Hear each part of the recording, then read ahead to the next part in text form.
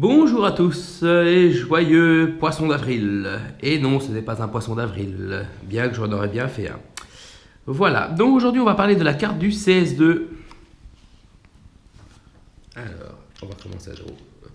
Voilà. Alors, comme bon, vous le savez, il y a trois boutons. Notez que pour la première fois, enfin du moins à ma connaissance, sur le côté, vous avez ce que font les boutons. Donc vous avez la flèche du haut, le bouton on-off et la flèche du bas. Alors pour allumer, deux coups sur le bouton on-off.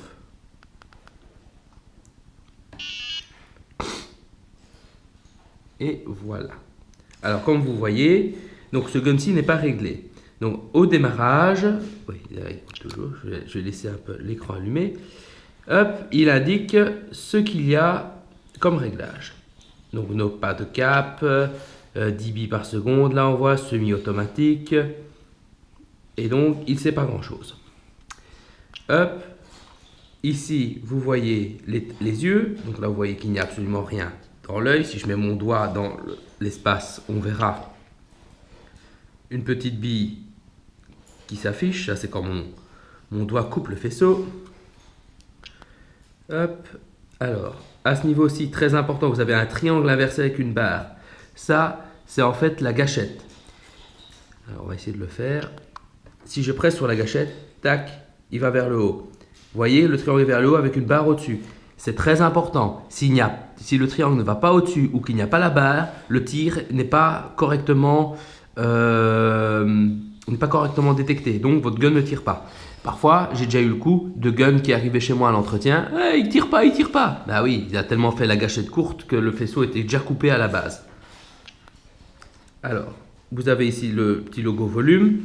Vous avez un cadenas qui est ouvert, c'est-à-dire qu'on peut accéder à la carte. Et en dessous, comme vous voyez, il y a le logo batterie avec un point d'interrogation. Alors, pourquoi il y a un point d'interrogation? C'est parce que comme il n'a pas tiré, le solénoïde n'a pas été activé et la carte ne s'est pas jugée du correct niveau de la batterie. Donc, pour cela, il faut tirer. Et à ce moment-là, le point d'interrogation va s'effacer de lui-même. Alors, pour régler la carte, vous avez allumé... Oula, excusez-moi, ma caméra a bougé. Hop, il faut donc presser deux fois. Boum. Vous voyez, il vous propose de se couper. Si vous pressez encore une fois, il va s'éteindre. Vous pressez sur le bouton d'en bas. Hop, vous avez preset. Alors, preset, ce sont les pré-réglages. Vous rentrez dedans en appuyant sur le bouton du milieu. Donc là, vous voyez qu'il n'est plus en surbrillance. Hop, et vous descendez sur le réglage que vous désirez. Alors, en l'occurrence, ici, je vais le régler pour la NXL. Voilà. Donc là, il a déjà les réglages de base pour la NXL. Hop, je continue. Fire mode, c'est le ramp, donc c'est ce que je veux. Parfait. Il y a d'autres modes dedans, mais bon, ils n'intéressent pas les joueurs de NXL. Hop, roof cap, ça veut dire que les yeux seront allumés. BPS on roof, ça veut dire qu'en fait, ça c'est la cadence de tir avec les yeux allumés. Donc vous voyez que par défaut, maintenant Planète les met à 10.2.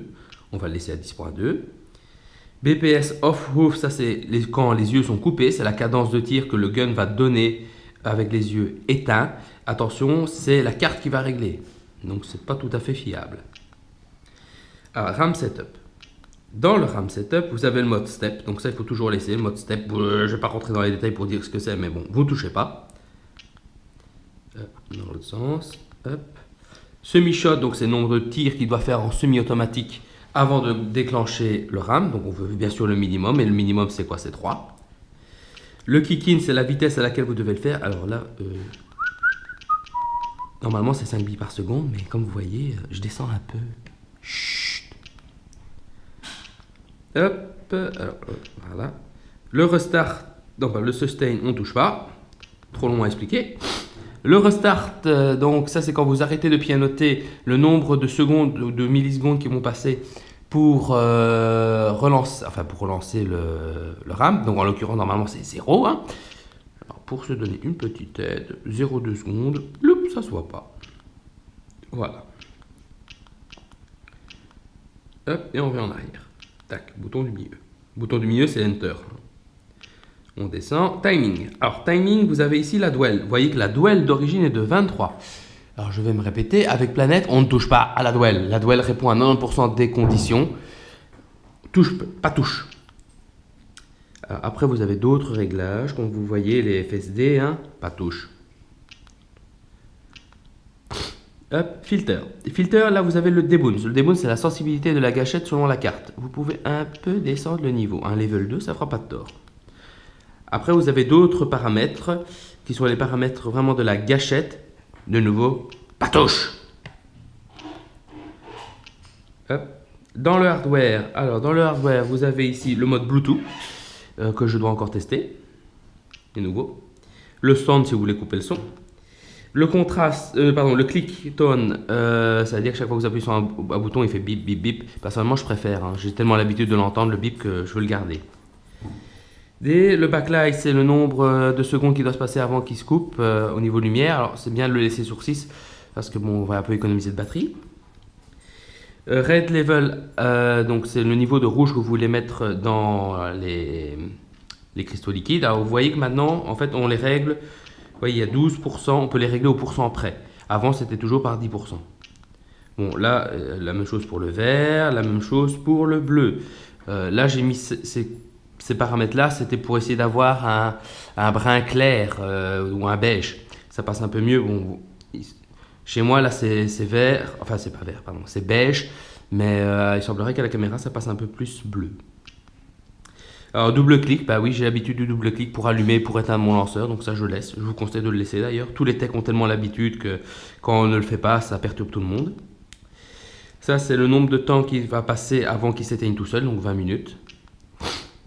Le reset, alors ça aussi, c'est un peu nouveau, donc ça permet de resetter complètement la carte et de la remettre à zéro.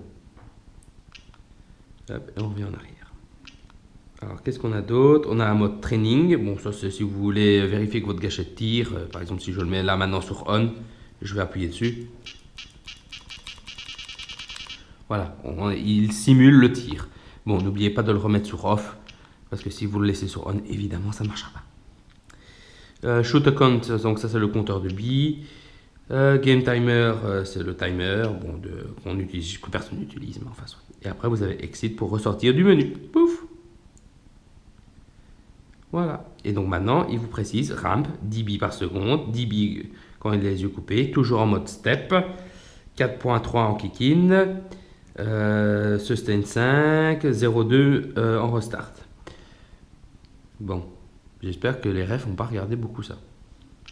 Voilà.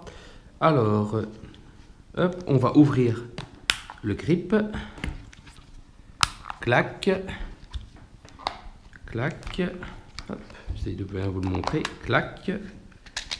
Hop. Et normalement, il doit être là. Voilà. Et vous avez le petit bouton. Pouf. Verrouillé. Et voilà. Et donc maintenant, avec un mode... Oula.